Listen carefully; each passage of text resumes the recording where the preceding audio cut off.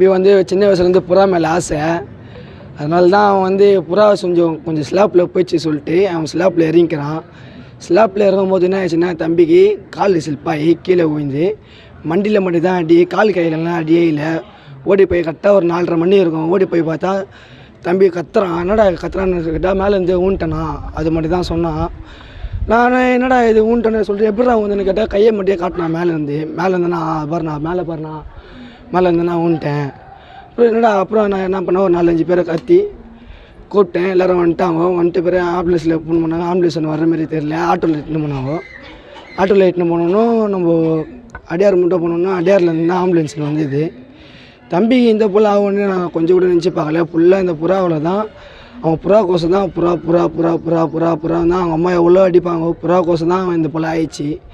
தம்பி இல்லாமல் எனக்கு ரொம்ப கொஞ்சம் கஷ்டமாக இருக்குது. இந்தமாரி சின்ன பசங்க நீங்கள் புறா வளர்க்க ஆசைப்பட்டீங்கன்னா தான் தயவுசெய்து இந்த புறா வளர்க்காதீங்க. வளர்க்குற மாரி அப்படி இருந்து ஆசைப்பட்டால் ஒரு 2 புறா வாங்கி கூண்டுலேயே சின்ன வீட்லேயே உங்கள் வீட்டிலே வச்சு வளங்க. இதுதான் என்னோட சொல்லணும். என் பேர் பிரபாகரன். செய்திகளை உடனுக்குடனும் துல்லியமாகவும் தெரிந்து கொள்ள சப்ஸ்கிரைப் பண்ணுங்க.